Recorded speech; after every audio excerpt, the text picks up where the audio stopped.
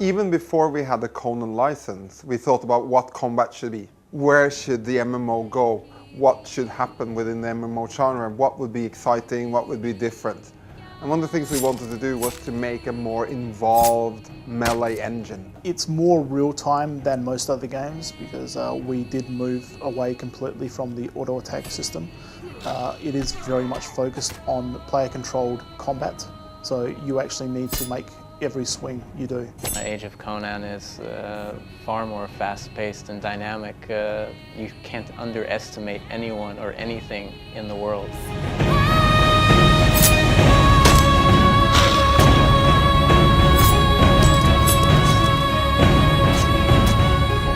What we're trying to do with combat in Conan is to offer a more player-driven combat experience or interface. When I'm saying player-driven, I mean that the player still has something to offer, not only the character's abilities. Combat in Age of Conan was always meant to be a real-time proposition, moving away from the auto-attack systems of past games. It's meant to be able to hit multiple mobs at once, so you're never fighting just one opponent at once, you're always getting the rush coming at you.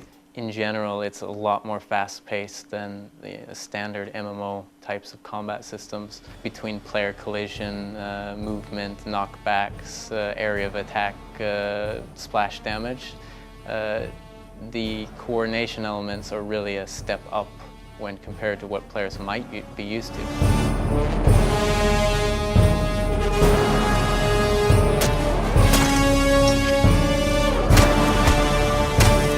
The width or the arc of the weapon actually indicates how many opponents you will hit. You will actually hit more than just your main primary target. The bigger the weapon, the further away you can stand, and the bigger splash damage you will have, or the wider arc you can hit within. We have an active system where you evade or parry or block based on whether you miss an attack or whether the monster misses against you. We have an impact system and a really fun knockback system where you hit monsters far away. Of course, you then need to go rushing after them to follow up the attack, but it's always fun knocking stuff around. One of the key defensive elements are the shields. The defender, be it player or NPC, can allocate protection on various sides, and these protections match the attacking directions. So you have left side, right side, top/middle.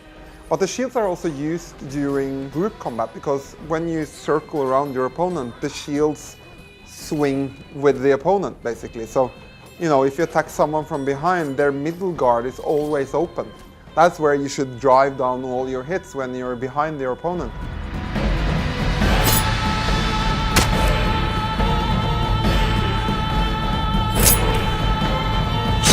Your group really has to work as a team to succeed, especially as things get hairier. When there's 3-4 NPCs running around you and they're doing special attacks, going for your healers, going for your range, your tanks are having to run around. It becomes a situation where you can't just stand around. You have to be moving, you have to be thinking, you have to be looking at your surroundings to determine what you need to do to make sure you can win. To really emphasize the brutality of the world, occasionally you'll also do fatality moves. If you do a fatality move, then for a short period of time after that, you'll sort of revel in the bloodlust of what you just did and gain a real big power increase, not only just for you, but for everyone in your team. So it's really beneficial to try and trigger off the fatalities, because then you can sort of hurry on to the next spawn and really lay into them.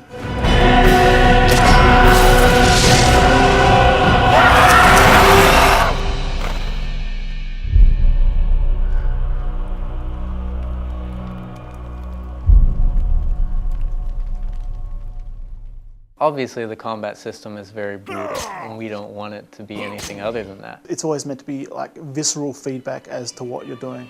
There's blood sprays, there's decapitations, there's disembowelings. There's lots of darkness to it.